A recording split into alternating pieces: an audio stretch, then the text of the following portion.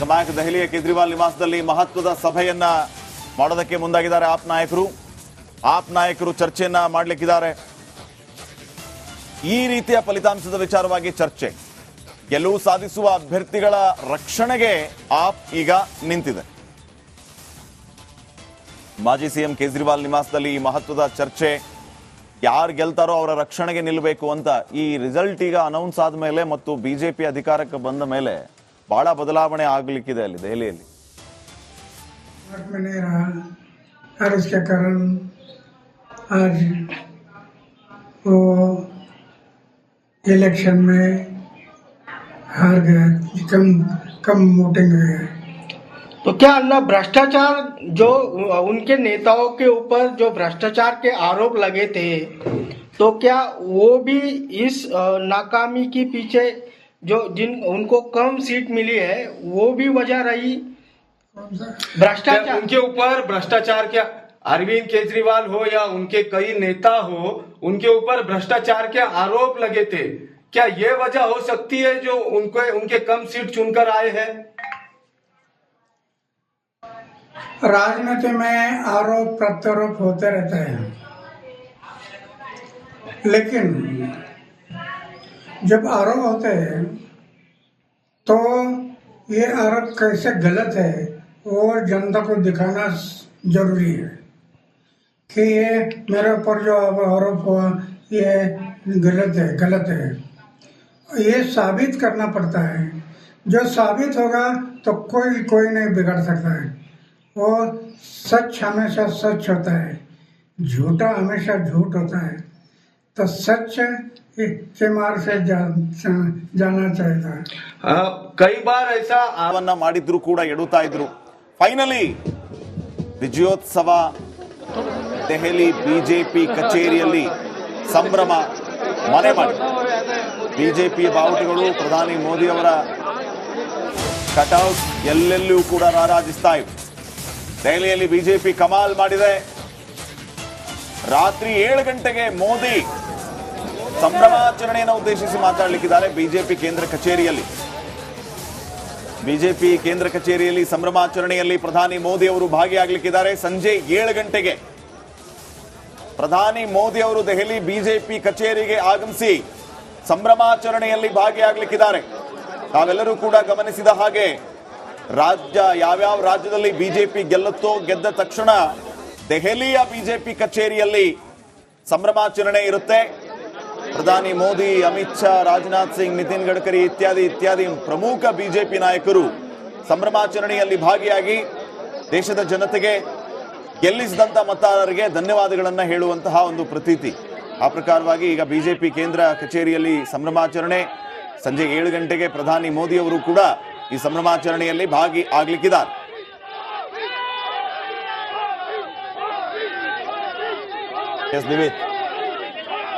ಕೇಜ್ರಿ ಕ್ರಾಂತಿ ಈಗ ಅಂತ್ಯವಾಗೋ ಎಲ್ಲ ಲಕ್ಷಣಗಳು ಕಾಣ್ತಾ ಇದೆ. ಮತ್ತೊಂದು ಕಡೆ ಈಗ ಸದ್ಯಕ್ಕೆ ಹಿನ್ನಡೆಯಲ್ಲಿದ್ದಾರೋ ಮುನ್ನಡೆಯಲ್ಲಿದ್ದಾರೋ ಅದರದ್ದೇನೂ ಅಪ್ಡೇಟ್ ಬಂದಿಲ್ಲ ಕೇಜ್ರಿವಾಲ್. ನೋಡಿ, ಬಿಜೆಪಿಯನ್ನು ಕೈ ಹಿಡಿದಿದೆ ಸಿಖ್, SC, ST ಮತ್ತು OBC ಜನಾಂಗ. ದೆಹಲಿಯಲ್ಲಿ ಬಿಜೆಪಿಗೆ ಜೈ ಎಂದಿದ್ದಾರೆ ದಕ್ಷಿಣ ಭಾರತೀಯರು. ಯಾವ ರೀತಿ ದಿಗ್ವಿಜಯದ ಹಿಂದಿನ ರಹಸ್ಯ ಇದು. ಮುಸ್ಲಿಮರ ಮತ ಕೂಡ ಬಿಜೆಪಿಗೆ ಅಂದಾಜು 5% ವೋಟ್ ಬಿದ್ದಿದೆ.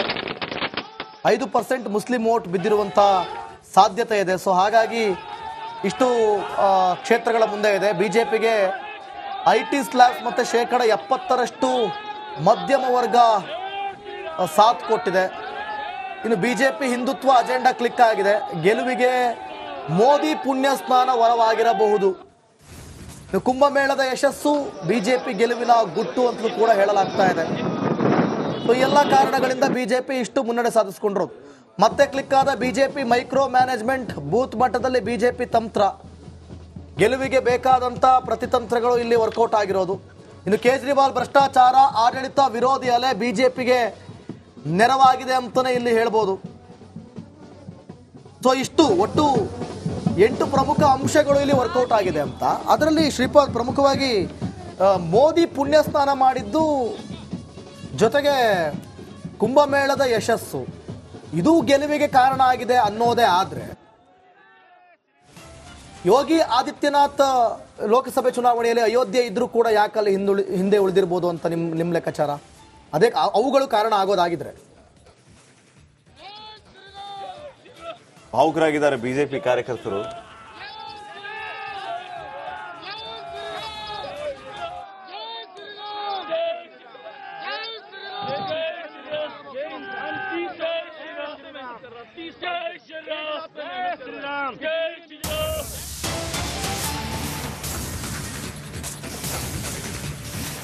ಸೋಲಿನ ಭೀತಿಯಲ್ಲಿ ಮಾಜಿ ಸಿಎಂ ಕೇಜ್ರಿವಾಲ್ 1228 ಮತಗಳಿಂದ ಕೇಜ್ರಿವಾಲ್ ಹಿನ್ನಡೆಯನ್ನು ಅನುಭವಿಸ್ತಾ ಇದ್ದಾರೆ. ಆಗಲೇ 2228 ಇತ್ತು, 225 ಇತ್ತು. 2225, ಈಗ 1228. ಮತ್ತೆ 1000 ಮತಗಳ ಅಂತರದಲ್ಲಿ ಕೇಜ್ರಿವಾಲ್ಗೆ ಹಿನ್ನಡೆ ಆಗ್ತಾ ಇತ್ತು. ಬಿಜೆಪಿಯ ಪರ್ವೇಶ್ ವರ್ಮಾ ಮತ್ತೆ ಮುನ್ನಡೆಯನ್ನ ಕಾಯ್ದುಕೊಳ್ತಾ ಇದ್ದಾರೆ. ಮಾಜಿ ಸಿಎಂ ಕೇಜ್ರಿವಾಲ್ ಅವರಿಗೆ ಸೋಲಿನ ಭೀತಿ, ಹತ್ತಿರವಾಗ್ತಾ ಇದ್ದಾರ ಸೋಲಿಗೆ ಅನ್ನುವಂತ ಪ್ರಶ್ನೆ ಬಿಜೆಪಿಯ ಪರ್ವೇಶ್ ವರ್ಮಾ ಈಗ ಗೆಲುವಿಗೆ ಸನಿಹ ಆಗ್ತಾ ಇದ್ದಾರೆ. ಭಾರಿ ಅಂತರ ಅಲ್ಲದೆ ಇದ್ರೂ ಕೂಡ 1000 ಮತಗಳ ಅಂತರ ಸದ್ಯಕ್ಕಿರೋದು. ಆಗ್ಲೇ 2000 ಇತ್ತು, ಈಗ 1000 ಮಾಡಿದ್ರು ಕೂಡ ಎಡುತ್ತಾ ಇದ್ರು. ಫೈನಲಿ ವಿಜಯೋತ್ಸವ ದೆಹಲಿ ಬಿಜೆಪಿ ಕಚೇರಿಯಲ್ಲಿ ಸಂಭ್ರಮ ಮನೆ ಮಾಡಿ. ಬಿಜೆಪಿ ಬಾವುಟಗಳು, ಪ್ರಧಾನಿ ಮೋದಿ ಅವರ ಕಟೌಟ್ ಎಲ್ಲೆಲ್ಲೂ ಕೂಡ ರಾರಾಜಿಸ್ತಾ ಇವೆ. ದೆಹಲಿಯಲ್ಲಿ ಬಿಜೆಪಿ ಕಮಾಲ್ ಮಾಡಿದೆ. ರಾತ್ರಿ 7 ಗಂಟೆಗೆ ಮೋದಿ ಸಂಭ್ರಮಾಚರಣೆಯನ್ನು ಉದ್ದೇಶಿಸಿ ಮಾತಾಡಲಿಕ್ಕಿದ್ದಾರೆ ಬಿಜೆಪಿ ಕೇಂದ್ರ ಕಚೇರಿಯಲ್ಲಿ. ಬಿಜೆಪಿ ಕೇಂದ್ರ ಕಚೇರಿಯಲ್ಲಿ ಸಂಭ್ರಮಾಚರಣೆಯಲ್ಲಿ ಪ್ರಧಾನಿ ಮೋದಿ ಅವರು ಭಾಗಿಯಾಗಲಿಕ್ಕಿದ್ದಾರೆ. ಸಂಜೆ 7 ಗಂಟೆಗೆ ಪ್ರಧಾನಿ ಮೋದಿ ಅವರು ದೆಹಲಿ ಬಿಜೆಪಿ ಕಚೇರಿಗೆ ಆಗಮಿಸಿ ಸಂಭ್ರಮಾಚರಣೆಯಲ್ಲಿ ಭಾಗಿಯಾಗಲಿಕ್ಕಿದ್ದಾರೆ. ತಾವೆಲ್ಲರೂ ಕೂಡ ಗಮನಿಸಿದ ಹಾಗೆ ಯಾವ್ಯಾವ ರಾಜ್ಯದಲ್ಲಿ ಬಿಜೆಪಿ ಗೆಲ್ಲುತ್ತೋ ಗೆದ್ದ ತಕ್ಷಣ ದೆಹಲಿಯ ಬಿಜೆಪಿ ಕಚೇರಿಯಲ್ಲಿ ಸಂಭ್ರಮಾಚರಣೆ ಇರುತ್ತೆ. ಪ್ರಧಾನಿ ಮೋದಿ, ಅಮಿತ್ ಶಾ, ರಾಜನಾಥ್ ಸಿಂಗ್, ನಿತಿನ್ ಗಡ್ಕರಿ ಇತ್ಯಾದಿ ಪ್ರಮುಖ ಬಿಜೆಪಿ ನಾಯಕರು ಸಂಭ್ರಮಾಚರಣೆಯಲ್ಲಿ ಭಾಗಿಯಾಗಿ ದೇಶದ ಜನತೆಗೆ, ಗೆಲ್ಲಿಸಿದಂತ ಮತದಾರರಿಗೆ ಧನ್ಯವಾದಗಳನ್ನ ಹೇಳುವಂತಹ ಒಂದು ಪ್ರತೀತಿ. ಆ ಪ್ರಕಾರವಾಗಿ ಈಗ ಬಿಜೆಪಿ ಕೇಂದ್ರ ಕಚೇರಿಯಲ್ಲಿ ಸಂಭ್ರಮಾಚರಣೆ. ಸಂಜೆ 7 ಗಂಟೆಗೆ ಪ್ರಧಾನಿ ಮೋದಿ ಅವರು ಕೂಡ ಈ ಸಂಭ್ರಮಾಚರಣೆಯಲ್ಲಿ ಭಾಗಿ ಆಗ್ಲಿಕ್ಕಿದ್ದಾರೆ.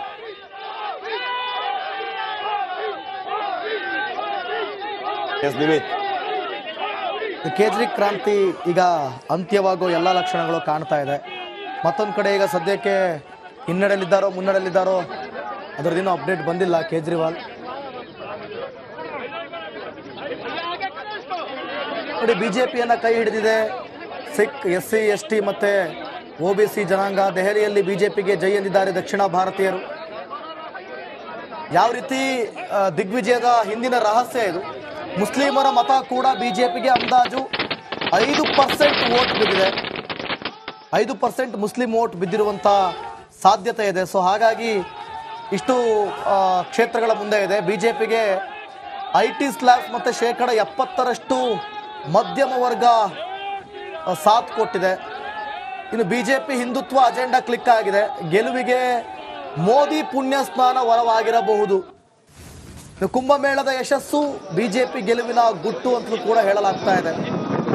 ಸೊ ಎಲ್ಲ ಕಾರಣಗಳಿಂದ ಬಿಜೆಪಿ ಇಷ್ಟು ಮುನ್ನಡೆ ಸಾಧಿಸಿಕೊಂಡ್ರು. ಮತ್ತೆ ಕ್ಲಿಕ್ ಆದ ಬಿಜೆಪಿ ಮೈಕ್ರೋ ಮ್ಯಾನೇಜ್ಮೆಂಟ್, ಬೂತ್ ಮಟ್ಟದಲ್ಲಿ ಬಿಜೆಪಿ ತಂತ್ರ, ಗೆಲುವಿಗೆ ಬೇಕಾದಂಥ ಪ್ರತಿತಂತ್ರಗಳು ಇಲ್ಲಿ ವರ್ಕೌಟ್ ಆಗಿರೋದು. ಇನ್ನು ಕೇಜ್ರಿವಾಲ್ ಭ್ರಷ್ಟಾಚಾರ, ಆಡಳಿತ ವಿರೋಧಿ ಅಲೆ ಬಿಜೆಪಿಗೆ ನೆರವಾಗಿದೆ ಅಂತಲೇ ಇಲ್ಲಿ ಹೇಳ್ಬೋದು. ಸೊ ಇಷ್ಟು ಒಟ್ಟು 8 ಪ್ರಮುಖ ಅಂಶಗಳು ಇಲ್ಲಿ ವರ್ಕೌಟ್ ಆಗಿದೆ ಅಂತ. ಅದರಲ್ಲಿ ಶ್ರೀಪಾದ್ ಪ್ರಮುಖವಾಗಿ ಮೋದಿ ಪುಣ್ಯ ಸ್ನಾನ ಮಾಡಿದ್ದು, ಜೊತೆಗೆ ಕುಂಭಮೇಳದ ಯಶಸ್ಸು, ಇದು ಗೆಲುವಿಗೆ ಕಾರಣ ಆಗಿದೆ ಅನ್ನೋದೇ. ಆದರೆ ಯೋಗಿ ಆದಿತ್ಯನಾಥ್ ಲೋಕಸಭೆ ಚುನಾವಣೆಯಲ್ಲಿ ಅಯೋಧ್ಯೆ ಇದ್ರೂ ಕೂಡ ಯಾಕಲ್ಲಿ ಹಿಂದೆ ಉಳಿದಿರ್ಬೋದು ಅಂತ ನಿಮ್ಮ ಲೆಕ್ಕಾಚಾರ? ಅದೇ ಅವುಗಳು ಕಾರಣ ಆಗೋದಾಗಿದ್ರೆ ಭಾವುಕರಾಗಿದ್ದಾರೆ ಬಿಜೆಪಿ ಕಾರ್ಯಕರ್ತರು.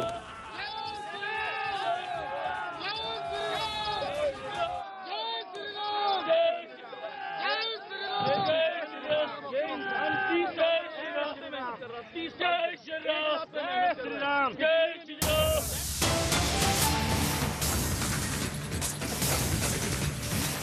ಸೋಲಿನ ಭೀತಿಯಲ್ಲಿ ಮಾಜಿ ಸಿಎಂ ಕೇಜ್ರಿವಾಲ್ 1228 ಮತಗಳಿಂದ ಕೇಜ್ರಿವಾಲ್ ಹಿನ್ನಡೆಯನ್ನು ಅನುಭವಿಸ್ತಾ ಇದ್ದಾರೆ. ಆಗಲೇ 2228 ಇತ್ತು, 225 ಇತ್ತು.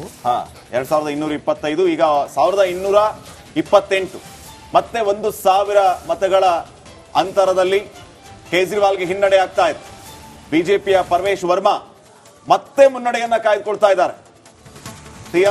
ಮಾಜಿ ಸಿಎಂ ಕೇಜ್ರಿವಾಲ್ ಅವರಿಗೆ ಸೋಲಿನ ಭೀತಿ, ಹತ್ತಿರವಾಗ್ತಾ ಇದ್ದಾರ ಸೋಲಿಗೆ ಅನ್ನುವಂತ ಪ್ರಶ್ನೆ ಬಿಜೆಪಿಯ ಪರ್ವೇಶ್ ವರ್ಮಾ ಈಗ ಗೆಲುವಿಗೆ ಸನಿಹ ಆಗ್ತಾ ಇದ್ದಾರೆ. ಭಾರಿ ಅಂತರ ಅಲ್ಲದೆ ಇದ್ರೂ ಕೂಡ 1000 ಮತಗಳ ಅಂತರ ಸದ್ಯಕ್ಕಿರೋದು.